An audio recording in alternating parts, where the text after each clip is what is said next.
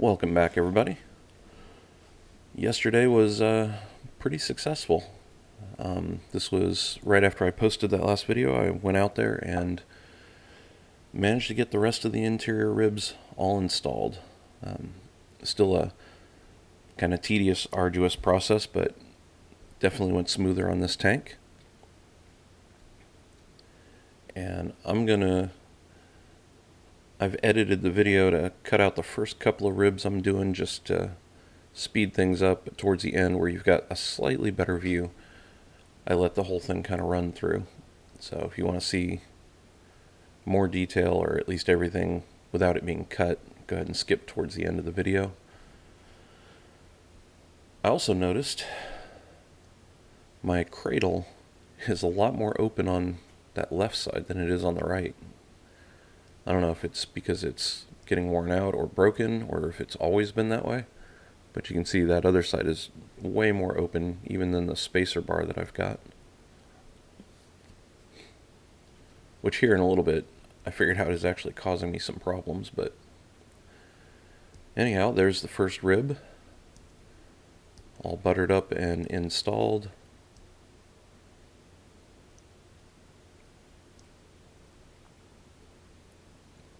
Going through and installing the Clecos. You always start with the two aft edge ones. It helps you seat the thing fully down into the nose and get everything started, but then you want to work from the nose to the trailing edge. Same thing with putting the rivets in, and that's just per Van's suggestion on their video.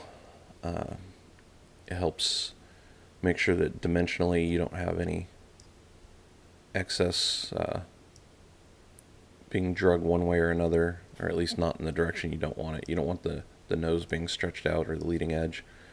You want all that slack to be pulled towards the trailing edge.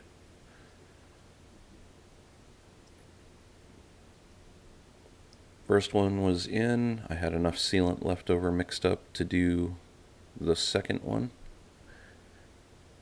And the order I'm doing these in is starting with the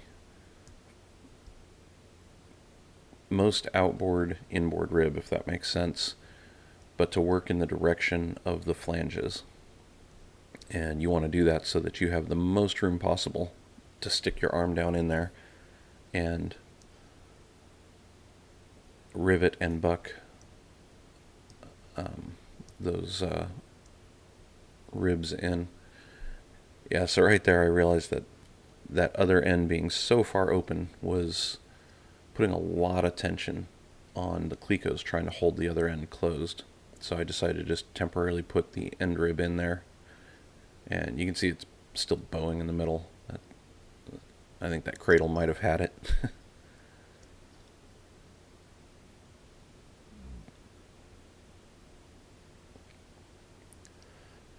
Right there you see me using another tip from the Vans video, which is using a strip of paper and just using the edge of it as a little scoop to scoop out the excess sealant that squeezes out of the rivet holes. It works really well.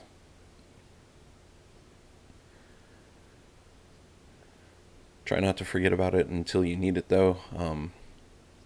It's one of those, it's a whole lot better to have a whole lot of strips of paper cut ahead of time. I've got them in one of those cups on the bench behind me. That way you can just grab what you need and then throw them away. Another semi-pro tip is have a box. A decent sized box that you can use as a trash box somewhere nearby is much, much easier when you don't have to try and mess with anything else. I mean, a big trash can will work too, as long as it's good and open, but I find the box to just be easiest. That way you can throw those strips of paper in it, your used up rags, gloves, whatever.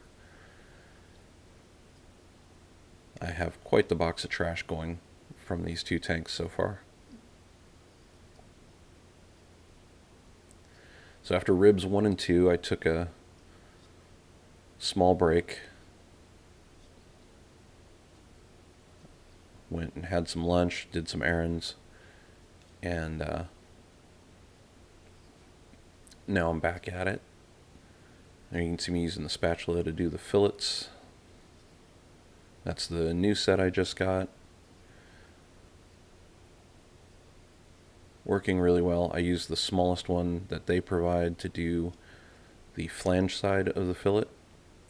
And then on the back side, I've modified the largest one they gave me to a pretty fine point, and that seems to work really well.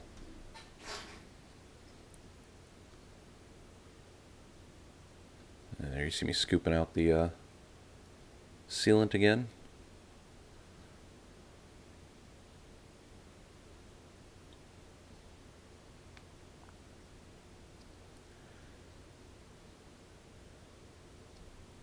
Getting everything lined up so I can get the clecos installed.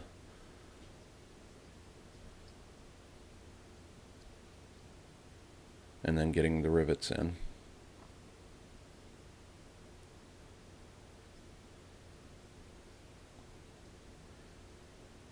And you'll notice I'm not wearing my hearing protection while doing the riveting.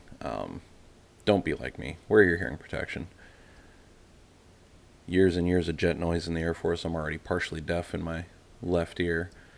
I'm not helping matters by not wearing my hearing protection, but it was just particularly warm out yesterday, and with the sealant and everything else and constantly having to take them on and off, I just didn't put them on.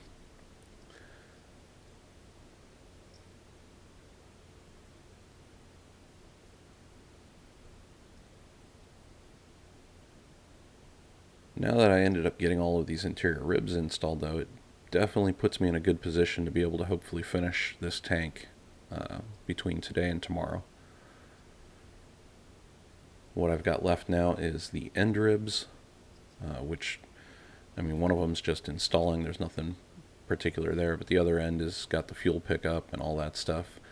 So that's going to be a little bit more work. That's what's going to get tackled today, is those end ribs. Get them built, get them installed, get them ready to go, so that the only thing I got left to do on Sunday is put the rear baffle in and get it all sealed up.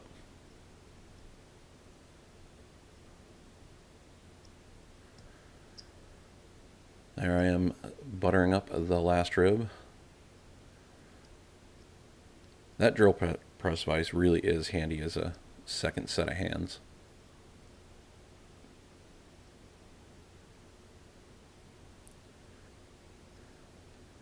Got that one in there. Obviously that end rib is now in my way, so it's going to have to come back out here in a second. You can see the tight space I would have to try and get my arm down in and rivet, which I'm sure it could be done, but doesn't need to be, so.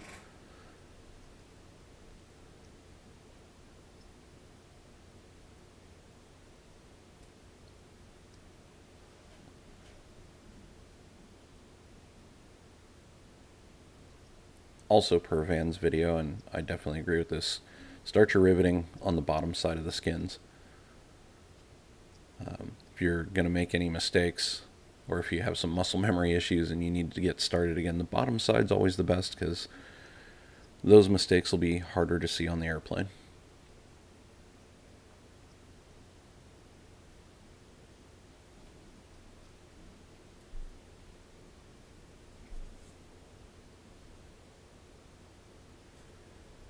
Like I said earlier in the video, this is probably the best shot from the camera angle we had of the entire day, just watching me rivet this thing in place and get it all done.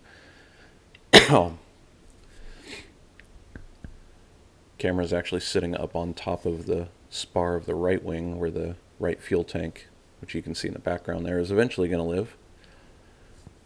Probably not the best camera angle for all of this, but it was either that or suction cupping you guys up to the air conditioner again. Either way, you'd have been a good distance away. Those last two rivets you can reach with the squeezer with a 4-inch no-hole yoke. So those were the last two I always did on each rib. Any rivets you can squeeze, you definitely want to squeeze.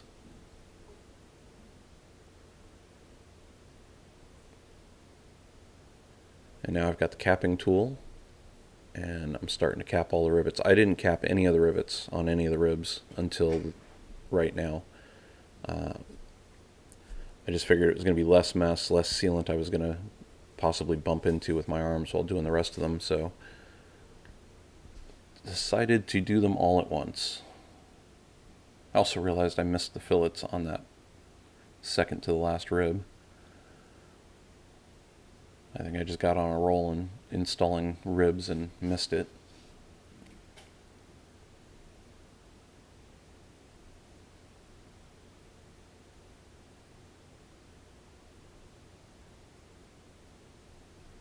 I got halfway through, I think, with capping the rivets and starting to run out of sealant there, so I had to mix up another small batch just to finish off. And it's funny, I did buy, you can see it on the bench back there, a whole nother quart of sealant because I was fairly convinced at the end of the other tank that I wasn't going to have enough. And now I'm realizing I think I actually did have enough, so that entire other quart may go unused. Pretty sure I can't return it or anything like that, but that's alright. I would have hated to need it and not have it, especially if I got in the middle of something. It takes a good week or so to get stuff in, and with my work schedule, you never know how many weeks that'll turn into.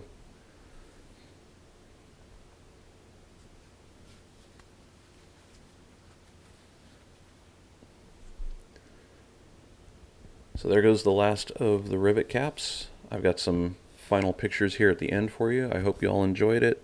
I'm going to get back out there here in a few minutes, start the camera back up, and get after those end ribs, that flop tube, and all that stuff, and get them installed. Here's the outside, and then a couple interior shots for you, definitely cleaner than the other tank. Hope you all enjoyed. See you on the next one.